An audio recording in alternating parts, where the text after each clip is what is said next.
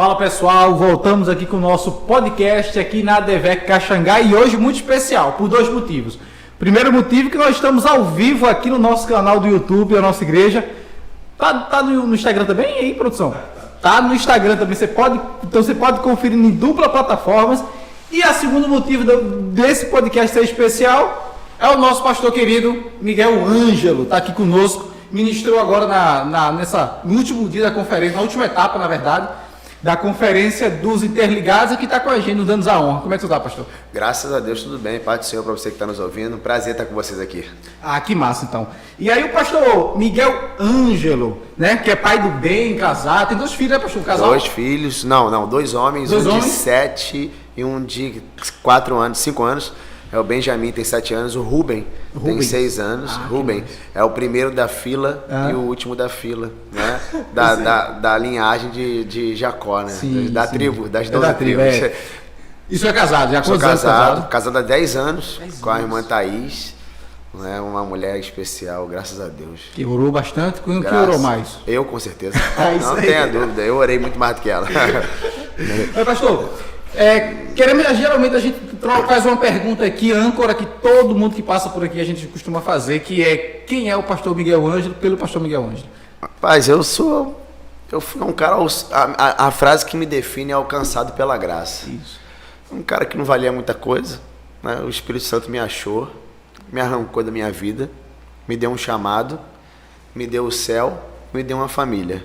Então o que me resume hoje é isso: fazer vontade de Deus, seguir o propósito dele para minha vida e viver isso intensamente. Eu vou fazer como a Bíblia diz, eu vou me gastar e deixarei me gastar por aquilo que o Senhor me chamou para fazer. É isso que eu vivo, é isso que eu penso, é isso que eu respiro. Minha vida gira em torno disso e, cara, é o que eu amo fazer. Amém, amém. E a graça lhe alcançou em que momento da sua vida? Me converti com 21 anos de idade, né? 20 anos de idade. De 20 anos para baixo eu fiz um monte de coisa, né? Mas com 20 anos eu me converti numa igreja batista com 30 membros. Entrei na igreja, fui impactado por aquela música Em Espírito e em Verdade, né? Eu não estava prestando muita atenção na mensagem, primeira vez que eu tinha ido na igreja. Fica meio perdido. Né? O cara me evangelizou, me levava, um amigo meu, né, o Jason, me levou para a igreja, me evangelizou e eu não estava muito afim de ir. Fiquei com aquela cara de nada, só que a música é terrível. A música diz assim: Rei dos Reis e Senhor, te entregamos o nosso viver. Quando a música falou isso, na minha cabeça eu refleti. E eu pensei assim: por que eu preciso entregar a minha vida para Jesus se eu já sou filho de Deus? Sim. Foi esse pensamento que eu tive. Só que a música me respondeu, cara. A música disse: para te adorar, ó Rei dos Reis, foi que eu nasci. Aí a ficha caiu. Eu comecei a chorar. O cara falou: você tá bem? Eu falei: eu tô me sentindo estranho. Ele falou assim: o nome disso é Espírito Santo, ele quer entrar. Eu falei: como é que faz? Ele falou: daqui a pouco o pastor vai perguntar, tu levanta a mão. Eu falei: ok. O pastor perguntou, levantei a mão, meu irmão, bum, nunca mais eu fui o mesmo. Nossa. De lá para cá eu fui entendendo mais sobre Deus, prosseguindo em conhecer, e aí me transformei no que eu tô vivendo. E, cara, tô em construção. Amém. Tô me aproximando de Deus a cada dia mais. Eu sou inconformado. Sim. Eu sou inconformado. Com o quê? Com a minha vida espiritual. Eu acho que se Moisés ouviu Deus falar com ele, no ouvido dele, a gente também pode. A gente também pode. E é muito disso que muita gente às vezes não entende, né? Se Deus fez lá, Deus faz aqui também. Não tem diferença entre a gente. A diferença está no nível de entrega. Na intimidade, né? Na intimidade. Eu sempre digo o seguinte, que às vezes a diferença entre eu para com Deus e o Senhor para com Deus é a intimidade que nós buscamos. A forma com que buscamos, a intimidade que cada um tem. A intimidade, ela tem duas vertentes. Primeiro, o nível de renúncia que você entrega. A intimidade, ela é uma questão de renúncia. De que tipo? Quanto tempo você renuncia para estar perto de Deus? Quanto tempo a Assembleia de Deus ela é antiga, mas ela tem 3 pilares que não vão mudar nunca. Qual é? Bíblia, jejum e oração. É isso que o crente tem que fazer. É isso aí. E é isso que aproxima a gente de Deus. Então, o tempo que você lê, o tempo que você jejua, o tempo que você ora. Isso é o pilar da intimidade. Se a gente milita mais na obra do que perto de Deus, a gente não vai ter intimidade. O que é isso? É o cara que entra, que trabalha, que faz tudo. Longe de Deus. Longe de Deus. Ele pode ser militante na obra de Deus. Ele sabe tudo sobre o culto, tudo sobre o pastor, tudo sobre a igreja, mas ele não ouve Deus falar. Ele não fala mais com Deus, não tem tempo. Outro dia um cara riu de mim porque eu falei para ele que eu fazia devocional. Mas por quê? Porque eu sou pastor, Ele achou isso, pregador, ele ficou rindo, fazer. porque eu falei que eu acordo 5 horas da manhã, vou orar, quando eu acabo de orar eu vou ler Bíblia. Aí ele, mas tu, por quê? Tu vai ler a mensagem, tu vai pregar? Não, vou ler pra mim, tô lendo Números e Romanos, eu sempre leio um texto do Antigo e do Novo. Sim. Eu tô ouvindo Deus falar comigo na carta de Eu tô Romanos. lendo Números também, tô lendo no capítulo 7 de Números. Não tô lendo pra pregar à noite, Sim. eu tô lendo pra Deus falar comigo, eu preciso ler, eu preciso ser alimentado por aquilo. A partir do momento que eu li, passei meu devocional, agora eu vou me preparar para pregar. Eu vou ver outra coisa, tá? Eu vou ler comentário, vou ler livro, vou ler Bíblia. Tenho lá umas 30 Bíblias lá em casa, eu vou ler versão por versão, tá? Eu faço isso, mas primeiro eu preciso falar com Deus. Eu preciso ouvir Deus falar comigo. E isso é princípio de intimidade. Eu separo um tempo. E eu gosto de manhã, cara. Por causa do princípio da primícia. Eu funciono de manhã, não. De manhã eu só consigo à noite. Madrugada. Então, o que eu entendo? Pode ser meio bobo, mas eu entendo que quando você entrega as primeiras horas do seu dia para Deus, é a primícia do teu dia para Ele. Então Deus gosta de primícia. Né? É um mistério meu com Deus, é o meu pensamento. Mas tem gente que funciona melhor. Eu pela manhã eu sou meio complicado, eu sou meio lento. Já eu não consigo passar muito mais tempo acordado. Aí geralmente ontem mesmo tava todo mundo dormindo, eu fui, peguei a Bíblia, fui lá para a cozinha e comecei a ler e tal. E tô lendo Números também, tô lendo no capítulo 7, assim, tô debulhando, né? Porque eu também gosto e realmente isso é importante. E aí o senhor se converte, né? O senhor se converte quantos anos atrás, mais ou menos? 21 anos atrás. 21 anos atrás. E aí, o desejo da palavra, porque assim, eu lembro que eu, no meu caso, quando eu me converti também, há 14 anos atrás, aqui na Caxangá, nossa, a gente quando se converte, compra uma Bíblia maior que tiver na livraria lá, e sai, achei, bota debaixo do braço e tem aquele negócio. Depois, quando você se converte daquele, você compra aquela Bíblia bem fininha e vai. Né? Mas quando é que chegou esse desejo da palavra, a vontade de ministrar? Então, não tive. De início, não tive, não. Não tive esse desejo, não. Me converti, comecei a me envolver com a igreja. Sim. Me envolvi no departamento, trabalhei nos jovens. Não fui líder de nada. Eu era um jovem trabalhando na juventude. Perfeito. Aí fui para evangelismo. Comecei a trabalhar. Dos meus 20 anos de igreja, dos meus 21 anos de igreja, eu só prego há 11. Os primeiros 10 anos não preguei. Você tem quantos anos hoje? Pode revelar? Claro, hoje eu tenho 41 anos. Olha aí. 42 anos. 42 anos. Com 31 quebradinho começou a pregar. Para a sociedade, para um meio cristão, do cara que nasce no evangelho, velho. Você começou a pregar fora da curva, né? Começou a pregar com essa idade aí, mas foi. 10 anos de igreja não preguei. Trabalhei na juventude, aprendi sobre Deus. Você sabe que quando Paulo se converteu, ele ficou 3 anos na Arábia. Paulo andando no caminho de Damasco, fariseu de fariseus, conhecimento absurdo, faculdade de Gamaliel, autorização para perseguir a igreja. Jesus aparece, ele cai no chão. Quando ele levanta cego. Sim. Ananias vai lá, o profeta, abre a visão dele. Ele vai para a Arábia. Ele fica 3 anos lá, fazendo o quê? Estudando, amigo. Transportando o conhecimento dele para isso que ele escreveu para a gente. Paulo conseguiu inserir dentro do conhecimento dele Jesus. Caramba. E aí, tome de carta. Aí ele começa a escrever. Todo mundo precisa maturar. Precisa de um tempo. Você pega a expertise do mundo para o conhecimento de Deus. Um cara que se... isso aí que ele fez. A expertise dele do fariseu, da lei. Sim. Da lei. O cara é um monstro, mas não sabia nada de Jesus. Um cara que se converte, começa a pregar, ele não vai fluir, pô. Ele tem que aprender, tem que conhecer Deus, pô. 10 anos, não dei uma palavra no culto. Deu uma saudação, né? Não. De vez em quando eu orava, né? Comecei a dirigir um culto, aí falava um negocinho, mas pregar mesmo nunca tinha pregado. Tanto é que a primeira vez que a mulher me deu a oportunidade para pregar numa laje, falou, prega aí, tu tem 10 minutos. Eu falei em 3. Falei em 3. Incrível. 3 minutos eu falei tudo. Aí ela falou assim, acabou? Eu falei, acabou, não tem mais nada. Ela falou, tá bom. Aí ela falou, foi bom, meu filho. Depois você vai dar mais uma pregadinha aí. Aí eu fui. Aí depois de 10 anos, eu comecei a pregar. Quando eu comecei a pregar, eu já tinha uns 10 esboços escritos de mensagem. Quando começou a primeira, já tinha 10 na fila. Eu já tinha mensagem para pregar. Um dia eu vou pregar. Porque eu vi um pastor pregando. Foi aí que deu boom, né? Sim. Fui batista, consegui. Sim. Batista é um negócio mais devagar e tal. Entrei na Assembleia de Deus, a primeira vez um amigo me levou. Eu vi o cara correndo, pregando, todo suado. O batista, isso é impactante, né? Olhei, falei, cara. Aí o amigo falou assim, pô, não se assusta não. que ele é assim mesmo. E eu parado olhando o culto. E o cara, pá, pá, pá. E, quando acabou o culto... Língua estranha e tudo mais. Quando acabou o culto, ele falou, e aí, cara? Pô, como é que tu tá? Eu falei, amigo, eu tô empaquetado. Quem é esse cara, irmão? Aí ele falou assim, pô, um pregador aqui e tal. Mas tu não achou ruim, não? Eu falei, cara, eu quero congregar aqui. Aquilo foi positivo pra mim. Sim. Aí um dia, eu já nessa igreja, nunca tinha falado com ele. Sim. No culto, ele falou assim, quero falar com você no final do culto. Apontou pra mim. Assustei, né? Perna tremeu. Entramos no gabinete. Ele bateu na mesa, falou assim, eu não tenho ciúme daquilo que Deus me deu. E por isso, ele mandou dividir com você. Eita. Irmão, botou a mão no meu peito, falou em mistério, 10 minutos, mandou embora pra casa. Não senti nada, fui pra casa. Quando eu abri a Bíblia a primeira vez, era tudo diferente. Caramba. Aí eu fui, mano. Aí começou. Aí eu comecei.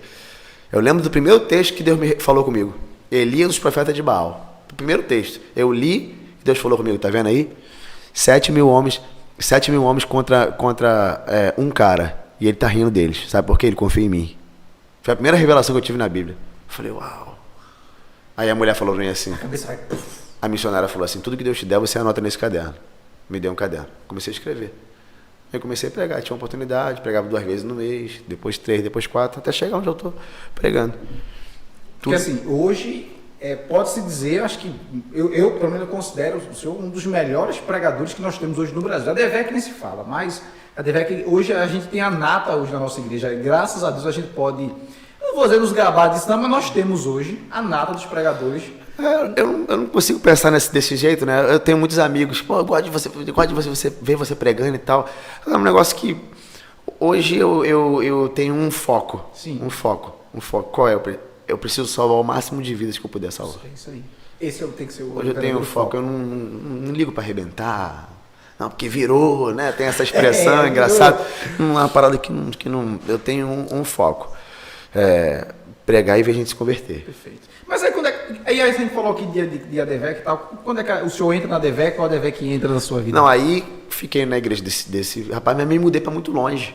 Eu não conseguia ficar. Não dava pra fazer. A logística era meio complicada. Tava muito ruim. Não tinha dinheiro, moleque novo.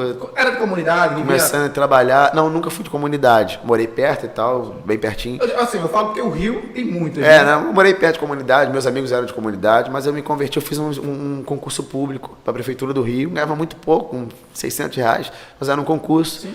E eu comecei a trabalhar e eu já comecei a namorar minha esposa e falei, cara, preciso casar, e não consegui ir para a igreja. Ela falou assim, olha, eu fui da Assembleia de Deus Vitória em Cristo, eu tô voltando para lá, e vamos comigo, aí veio para cá, há 10 anos atrás, há 11 anos atrás mais ou menos. Lá na Penha, não? Lá na Penha, fomos para Penha, na verdade eu congreguei na ADVEC Vista Alegre, que é uma ADVEC pequenininha, onde eu fui líder de jovens, e onde eu fui indicado. Para ser, não, na verdade fui indicado em Oaíba, em outra ADVEC, tudo por ali. Sim, e aí o pastor Henrique me indicou, eu fui consagrado pastor. Dentro da DEVEC. Isso foi em que ano? Que eu fui 2017. Em 2013, cheguei na DEVEC, preguei a primeira vez na DEVEC. Né? Já pregava muito devagar, na DEVEC uma primeira oportunidade. E a DEVEC, para quem não sabe, sempre é Deus Vitória e Cristo, estamos aqui na DEVEC Caxangá. É isso aí. Que às vezes o cara tá olhando... O cara fica mesmo mas assim, vamos assim, trazer uma ideia aqui que eu acho que pastor Silas, né? A gente sabe que... Vírgula, maior evangelista do Brasil. Ponto. E aí o que acontece? Acontece isso aqui, ao vivo acontece tudo. E aí como surgiu o convite? Porque assim, eu entendo, não só eu, mas muita gente que dentro e fora da DEVEC, do meio cristão ou não, sabe que quando você tem a oportunidade de chegar para ministrar no púlpito da sede, né, nacional, não só das ADVECs, você é algo assim que você faz assim, esse é o cara. Porque assim, eu vejo, muitos pregadores hoje já eram pastores, mas se revelaram através do pastor Silas, exemplo, o pastor Saulo Duarte, entre outros que começaram... Ele tem uma unção de revelar pessoas, né? Primeiro que o pastor Silas não tem medo de sombra. Isso. Ele não tem esse problema. E ele também tem a característica de formar pessoas. Perfeito. Né? Se ele vê que você tem, ele vai te dar, ele vai te enxertar. E ele fez isso comigo. E aí como é que foi esse convite? Assim, não... O que acontece, né? A igreja é muito grande, sede muito grande, né? Uma igreja para ser 1.000 lugares. quem te convida, se é desse ponto que você está falando, não é o próprio pastor Sim, convida. sim. Quem liga para você é a secretária da igreja. Claro. É óbvio que é altamente assustador, né, aquilo. A secretária, o pastor pediu para você vir pregar aqui. Você... Não, mas alguém zumbiu lá, assim. Alguém chegou lá e disse, pastor, o menino aí é bom. Não, então, o que acontece? Quando ele colocou, a história é essa, vamos lá. A história é o seguinte. O pastor me viu eu trabalhando e me deu a oportunidade de dirigir uma igreja nossa. Você já foi dirigente. Calma, vou te explicar. A Devec em Oaíba.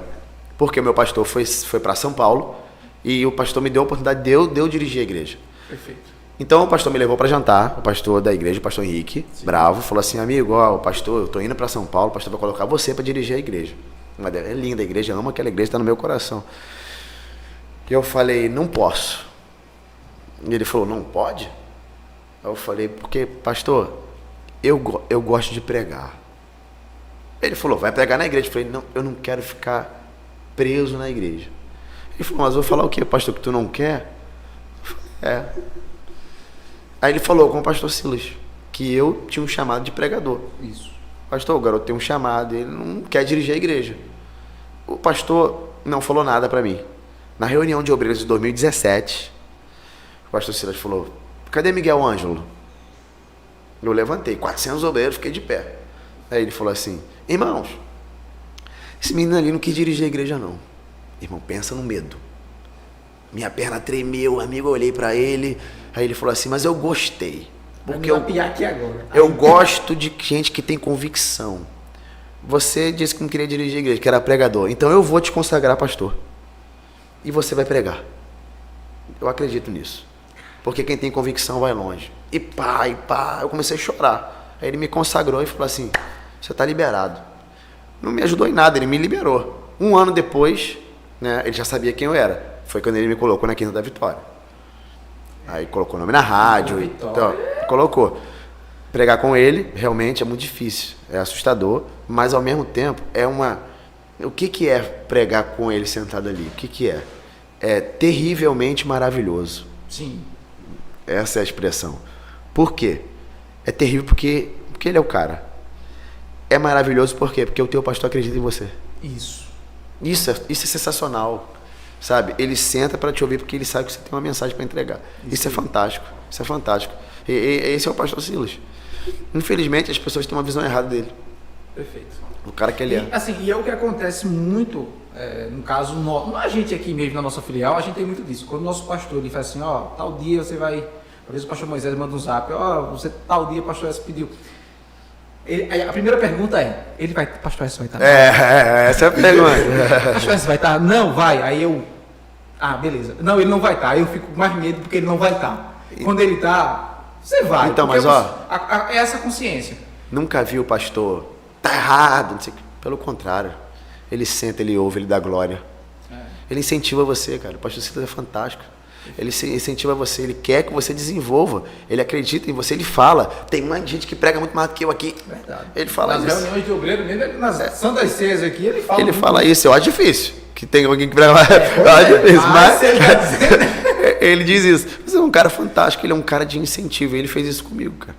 Me incentivou, eu sou muito grato a tudo que a Devec fez, ao que o pastor faz. Perfeito. Sabe? O pastor Silas, ele confirma então o seu chamado. Ele lhe consagra pastor do jeito que foi, né? O senhor não quis dirigir uma filial, porque o senhor entendeu que esse não era o seu chamado. Exato, não queria estar fora do centro da vontade. Isso, mas onde é que o senhor vê o seu chamado e como é que as coisas, isso acontece na sua vida? Lógico, você já contou aqui a parte que surgiu lá, né? O pastor Silas reconhecendo, mas... O que acontece com o pastor de igreja? Quando que o chamado dele é confirmado? Pelas pessoas. Né? As pessoas reconhecem ele como pastor, ele faz um gabinete. O pastor fala muito isso aqui. Ele dirige um culto. É as pessoas que elegem. São os frutos, né? Os frutos de um pastor de igreja são as pessoas vindo, ouvindo ele. Quais são os frutos de um pregador evangelista, de um que a gente chama de itinerante? Sim. Quais são os frutos? Ele tem que ter convites. Faz sentido. Não existe um pregador evangelista que ninguém chama. Não é. Então ele não é. Ele precisa ter convite. E eu comecei a ter convite. Não foi convite, que eu forcei para ir. Sim, não cavou, né? Convites que me fizeram, porque acreditaram que eu tinha uma mensagem para entregar. Então, à medida que os convites foram aumentando, isso foram confirmando aquilo que Deus estava fazendo comigo. Perfeito. Eu já sabia que ele tinha me chamado, mas eu não tinha convite. Então eu me preparei para aquilo. Quando os convites apareceram, eu comecei a pregar e os convites foram dobrando e foram triplicando, ao ponto de eu pedir exoneração do meu concurso público e virar só pregador. Hoje eu sou rico do Evangelho. Só prego. Há 2 anos e meio. Só prego. Não trabalho, não faço outra coisa, só prego. E isso consome todo o meu tempo. Eu imagino. De madrugada, de manhã, de tarde, eu trabalho mais do que eu trabalhava na prefeitura. Pediu exoneração porque tem salário? Não. Pedi exoneração porque eu confio no que Deus fez comigo. Está arrependido? Nenhuma vírgula. Nenhuma vírgula. Eu sou um homem extremamente pleno no que eu faço. Amo fazer isso. Quando que chega a minha hora, pastor? Só você e Deus sabe, amigo. Não sei te dizer quando é. Eu sei que a convicção que eu tive foi o próprio Espírito que me deu. Meu filho, vai. Vai que eu sou contigo nesse negócio. Eu fui. E minha família apoiou, minha esposa apoiou. Eu ia perguntar isso. E a família, como é que aceitou? Porque assim, por mais que seja um salário, não seja lá essas coisas no seu trabalho, no seu concurso. Eu já estava 17 anos. Pois é, mas existe aquela estabilidade, né? Sim, sim. Que hoje em dia as pessoas fazem concurso não é por conta do salário, é pela estabilidade. Aqui eu abro uma vírgula para te dizer. A estabilidade é um dos maiores inibidores do chamado de alguém. Dos maiores inibidores. Por quê? Você fica tão confortável que você não arrisca mais. E vida com Deus é vida de risco. A zona de conforto é perigosa. Vida com Deus é vida de risco. Deus, ele não aceita que você vá sem ir. Vou melhorar. Vai, mas não vai. Vai, mas segura. Quando a capa de Elias passou na cabeça de Eliseu, ele falou, você me dá um tempo? Se despediu dos pais e queimou os carros de boi. A aparelhagem de trabalho dele foi queimada e feito um churrasco. Ele deu uma festa e partiu. Rumo ao quê? Rumo ao chamado dele. Foi embora. Eu fui, na época que eu fui pedir licença sem vencimento. Aí eu entro na parte da minha esposa. Ela falou assim, teu problema é esse. Tu foi, mas não queimou o boi. Não existe dupla. Não existe segunda opinião com Deus. É só uma, irmão. Ou tu vai ou tu não vai. Se tu for pela metade, tu não vive totalmente a plenitude daquilo. Minha esposa meio que me obrigou a tomar essa decisão. Ela não... Porque o senhor estava naquele negócio, não, eu vou, mas não sei se eu devo ir. É o provedor da casa, 2 filhos e tal, como é que faz? Isso aqui. Ela falou assim, meu filho, você está enganado quem sustenta a gente. Quem sustenta a gente não é a prefeitura. Você está enganado. Se você for, de fato, você vai viver milagres. Eu peguei aquela palavra, fui no meu pastor, conversei com o pastor Silas, ele me deu aval, falou, meu filho, vai com Deus. A igreja me reconheceu, minha esposa me reconheceu, meu pastor me reconheceu, não precisa de mais nada. É só ir agora. E eu fui. Cara, isso é fantástico. Trabalhar para Deus é a maior honra que o homem pode ter na terra. Pregar o evangelho é muito honroso. Eu não merecia. Mas, pastor, em algum momento desse processo, o senhor já pensou assim, dizer, cara, eu sei que o senhor passou... O senhor até comentou agora que talvez queria ir, mas sua esposa foi lá... Mas não sei, não era que passava. Eu devo ir mesmo. Não, claro, todo pregador tem conflito. Todo crente tem conflito. Conflito é inerente ao chamado. Você fica, porque o mundo ele insiste em colocar você na estabilidade, né? Eu acho que todo mundo nasce com um chamado, cara. Todo mundo nasce com um chamado. O problema é que às vezes as vozes do conforto vão arrancando essa voz do chamado de você. Sabe como? Uma criança nasceu, desenvolveu adolescente, ele tem um jeito para fazer alguma coisa, uma vocação, e aí o pai começa, tem que ser engenheiro, você tem que ser um médico, você tem que ser um advogado, você tem que ser estável, você não dá dinheiro não. Ele vai abafando aquilo nele. E o cara se forma, ganha dinheiro, fica bem, mas não é pleno. É frustrado. Ele pode não ser frustrado, mas não é pleno. Porque você só é pleno quando você está em total consonância, alinhado com aquilo que o céu decidiu você fazer. Eu não estou falando que o cara tem que ser pastor, não, meu. Sim. Tô falando que tem que... Porque chamada não é só ser pastor. Né? Você pode ter um chamado na vida. John Bevere escreve no livro Movidos pela Eternidade que um cara era um contador e decidiu ser pastor. Quando ele morreu, chegou no céu. Deus olhou para ele e falou assim, você foi um bom pastor, mas você seria o melhor contador da terra. Aí vira a cena para uma mulher, uma dona de casa. Ela falou assim, Senhor, mas eu fui só dona de casa. Ela falou, mas você criou seus filhos de uma forma tão poderosa que eles vão dar frutos para a eternidade. Caramba. A questão não é o chamado, a questão é onde você está com ele. Sim.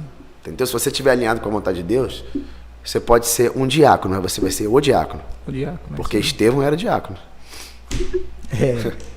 Amém? Estevão era o baita de um diácono, irmão, que foi apedrejado, e os rostos dele, o semblante dele, denunciava para onde ele... Porque o teu semblante denuncia para onde você vai. Marca aí, Lucas 9:51.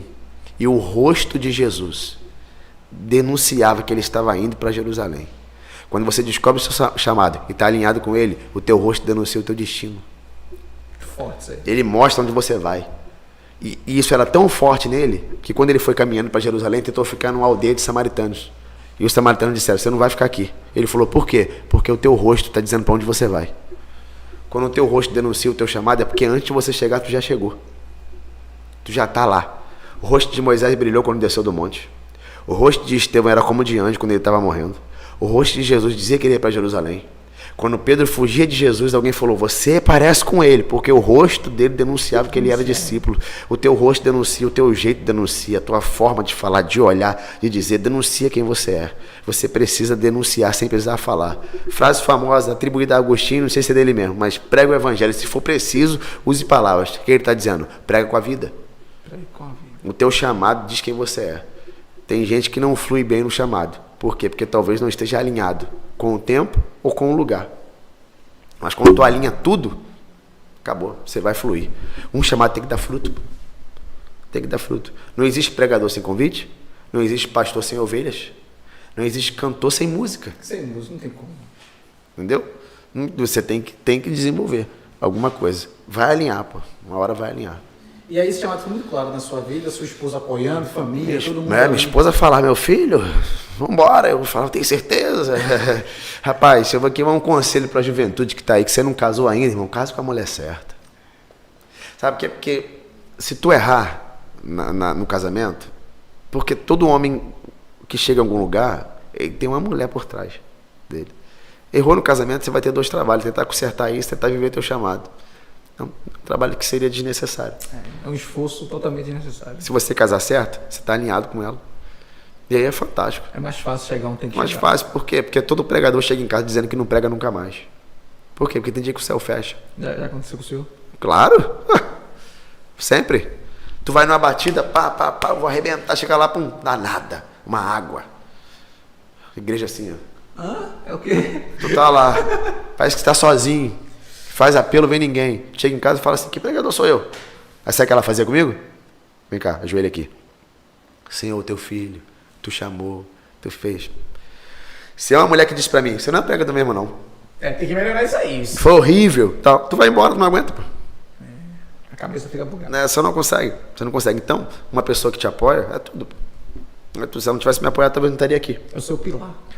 Talvez eu não estaria aqui. E você que é pregador, amigo, você acostuma com um dia ruim também.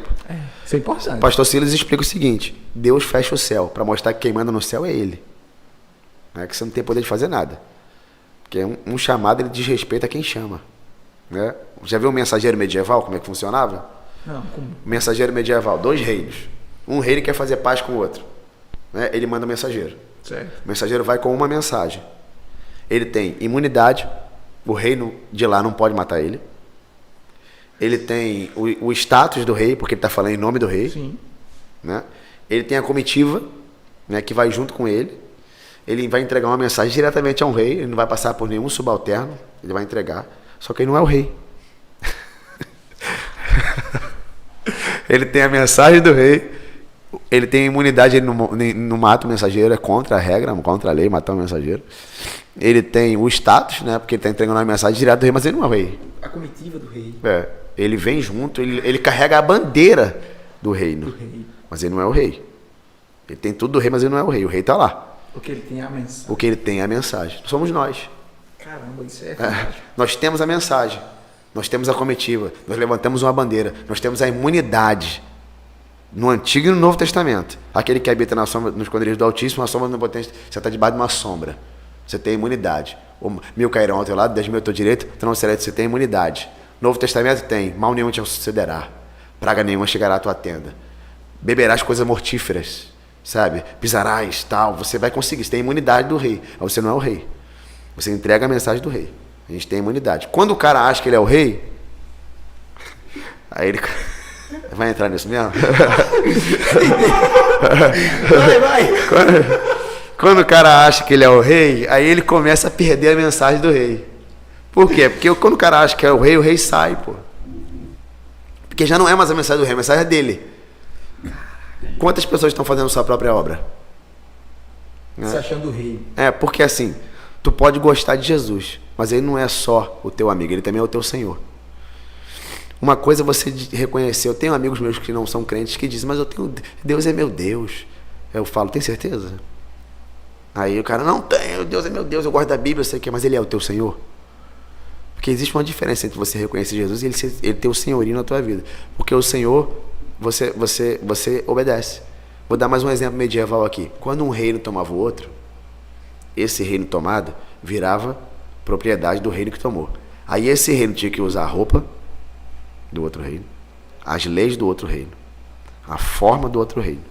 Porque para ser filial desse reino, ele teria que fazer igual ao reino, obedecer a ordem agora daqui. Ou seja, se você faz parte do reino de Deus, você tem que usar a roupa do reino, falar a mensagem do reino, proferir o nome do rei, porque senão você não faz parte do reino. Você está no reino, mas não faz parte do reino. Você está num ambiente, nas cercanias do reinado, mas você não é o do reinado. Hoje poderíamos dizer que você é o embaixador, seria? Nós somos os embaixadores de Deus na terra. Nós temos uma mensagem aqui, ó. Nós temos uma mensagem. E está tudo escrito, para ninguém inventar nada. Entendeu? Está tudo escrito. Nós temos o respaldo, né? Ide por todo mundo e pregar o evangelho. Temos o respaldo, temos a mensagem e temos a imunidade. Mal nenhum te sucederá. Pastor, e os caras que morrem? Se você acha que morrer pelo reino é algo trágico, repensar o conceito, né? Aqui não. Aqui não. Quem morre pelo reino, grandes honras. É uma honra. Quando Jerônimo viu a cruz, né? O imperador disse que queria os tesouros. John Fox, fica a indicação, Livro dos Mártires, John Fox. Quando o imperador disse que queria ver os tesouros da igreja, ele falou assim, me dá 2 dias que eu vou trazer os tesouros da igreja. Trouxe um monte de mendigo, leproso, gente. Falou, os tesouros da igreja são pessoas, não é dinheiro não. O imperador ficou endemoniado, falou que ia matar ele. Falou que ia botar ele em cima de uma chapa quente, falou que ia cortar as entranhas dele. Não, melhor, vou colocar. Aí ele falava para o imperador, o senhor está falando demais. Faça logo. O imperador, eu quero. Prepara uma cruz para ele. Quando ele viu a cruz de longe, ele falou assim: ó cruz, quanto tempo eu almejei ser pregado em ti. Aonde estão esses homens? Aonde estão esses homens? O senhor lê muito? Muito. Recomende aí uns 3 livros para a gente. Recomendo. M. Bonds, né, Poder pela Oração, livro fantástico. Segredos do Lugar Secreto, do Bob Sorge. Poder Secreto da Oração e do Jejum, Maré Chávida. Porquetar do Pleno Avivamento, Leonardo Lavenhill. Livros fantásticos. Livros clássicos como Bom Dia Espírito Santo, vale a pena. Uma Vida Pro Propósito, Rick Warren, né? Caçadores de Deus. Livros clássicos. Livros de oração. Livros teológicos. Martin Lloyd Jones, Pregação e Pregadores. Livro top para pregador. A Cruz de Cristo, de John Stott. Comentários bíblicos. Beacon.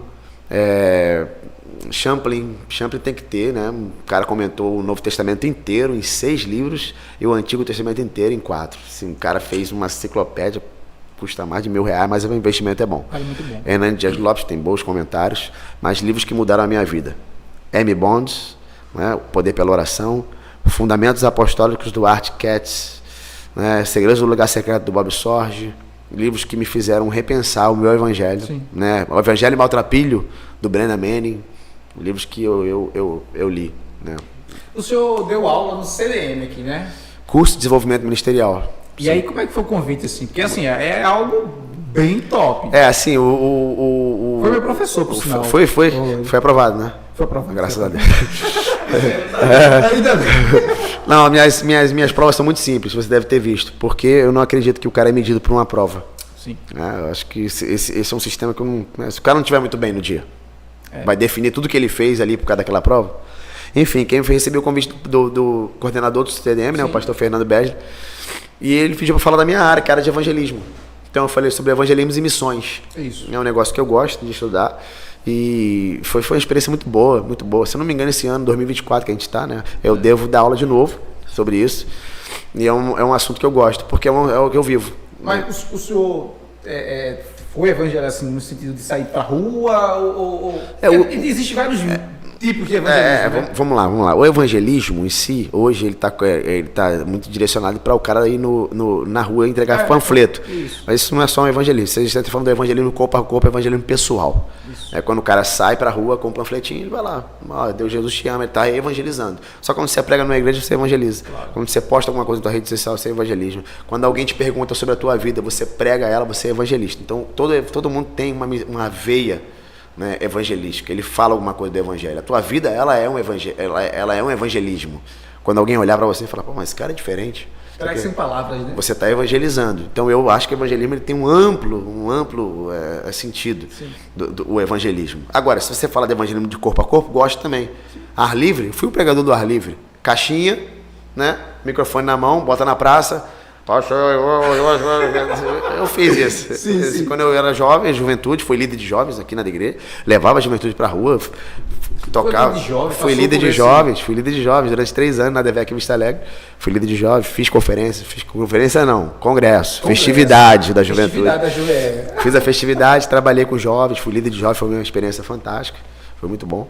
Muitos B.O.s. Muitos B.O.s, uau, muito. Você falou aí, conta aí pra gente, porque ser líder de por exemplo, ser líder de jovem, eu vejo aqui, eu nunca fui, mas eu acompanho aqui Foi ali na juventude que eu descobri que eu não ia ser pastor de igreja. Que não ia ser? Porque eu administrava com um negócio falando, não quero isso aqui pra minha vida não. Porque o líder de jovens, ele tem meio que uma igreja menor dentro da igreja, né? Igreja, exatamente. Ele é o pastor do cara. Um BO de jovem. Cara, uma coisa que eu não lido bem é gratidão. Tu pega o cara na rua, traz pra dentro da igreja, tu cuida, tu trata, tu ensina o evangelho pra ele, o cara fica forte, desenvolve um dom, vira um chamado e vai embora. Ainda sai falando mal de você. Aí tu fala, miserável, eu te ajudei, rapaz. Eu cuidei de você, rapaz. E você fala um negócio desse comigo, o cara, não, eu vou pra outra igreja porque lá eles me dão mais oportunidades. Alguém tá me vendo mais. Mas eu cuidei de tu. Ajeitei. Tu quer mais oportunidade? Tu quer? Então, cara, você cuidar de pessoa é um negócio. Eu admiro pastor de igreja.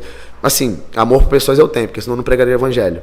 Mas talvez não seja esse o momento de eu fazer isso, entendeu? Perfeito. Produção, como é que a gente tá no tempo aí? Hoje nós estamos ao vivo aqui. Olha, o senhor estreou o nosso podcast, que tem que ser arrastado no carro do X, ao vivaço. Como é que se pronuncia? Podcast. Podcast. Podcast. Pra mim é mole, né? O Rio de Janeiro. Podcast.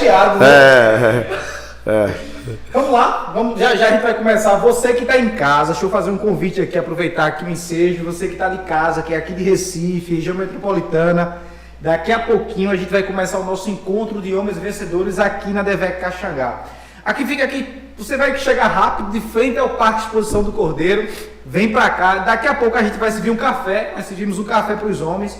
A galera tá vindo do trabalho, pastor, aí às vezes para não ter que ir em casa e não voltar, a gente serve aqui um lanche, bolo, café, refrigerante, cachorro quente, então vem pra cá direto, que daqui a pouco nosso pastor vai estar aqui ministrando a palavra de Deus para os nossos corações. E você que esteve conosco até agora, eu quero agradecer muito a sua participação, esse tempo que passou conosco aqui, e ao querido pastor Miguel. Eu que agradeço, meu amigo. Muito obrigado. Para mim é uma honra, Prazer. Porque como eu disse, senhor, eu acompanho o senhor nas redes sociais e nas suas mensagens.